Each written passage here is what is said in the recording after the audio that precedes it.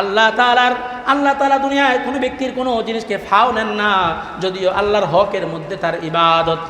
আল্লাহ কোনো ব্যক্তির থেকে কোনো ইবাদত ফাও নেয় না, কি নেয় না, ফাও নেয় না। আপনার বাঁচার জন্য আপনার হুকুম, আল্লাহর হুকুম আপনি করার জন্য, আদায় করার জন্য আপনি নামাজ পড়বেন। আল্লাহ তাআলা এই ব্যক্তি সমস্ত ইবাদতের পরে যখন একজন ব্যক্তিকে জান্নাত দেবেন, ওই একটা ব্যক্তির জান্নাতি একটা ব্যক্তির বয়স হবে মাত্র 33। কত? 33 বছর থেকেই তাই একজন ব্যক্তি যুবক সুঠাম দেহের থেকে তার বয়সটা শুরু হয় 33, অর্থাৎ 103 ভাগের 1 ভাগ, 3 ভাগের 1 ভাগ 33, 3 33 99, 101 বছর। ওইটা মাইনাস প্লাস ওইটা ধরে না, ওইটা পরের হিসাব।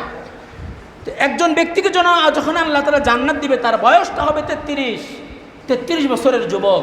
40 বছর যখন যায় সব কিছু শরীর থেকে কমতে থাকে।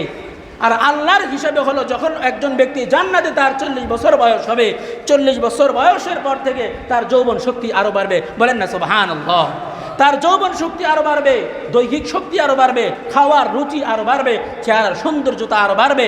আর দুনিয়াতে 40 বছর যখন চলে যায় তার জীবন থেকে যৌবন শক্তি কমতে থাকে, শারীরিক শক্তি কমতে থাকে, দৈহিক শক্তি কমতে থাকে, চেহারার সৌন্দর্য যত মেকআপ মারে আর কাজ হয় না, চেহারা ভেঙে যায়। ঠিক কিনা বলেন?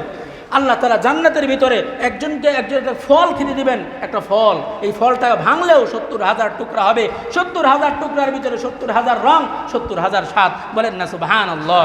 একটা খেজুর হবে, এই খেজুরের বিচিটাই হবে আপনার প্রায় 12 থেকে 13 হাত পর্যন্ত লম্বা খেজুরের বিচি। তাহলে খেজুরের পরিমাণ কি হবে, আর একটা ব্যক্তির উচ্চতা, লম্বা, দৈর্ঘ্যতা কি হবে, কি অবস্থা হবে জান্নাতের ভিতরে। আল্লাহ তাআলা ওই জান্নাতের দিকে ডাকেন, আল্লাহু ইয়াদউ ইলা দারিস সালাম। নামাজের মাধ্যমে আমি তোমাদেরকে জান্নাতের দিকে ডাকি, শান্তির দিকে ডাকি। আমি যাকে সর্বনিম্ন একটা জান্নাত দিব, ওই জান্নাতটা হবে 10 দুনিয়া পরিমাণ একটা জান্নাত। 10 দুনিয়া পরিমাণ একটা জান্নাত। একজন আল্লাহর ওলি ঘুমিয়েছিলেন, প্রতিদিন রাত্রি ইবাদত করে, ওই দিন আর সে ইবাদত করে নাই। আল্লাহ তাআলা স্বপ্নের মাধ্যমে এটাকে সতর্ক করলেন।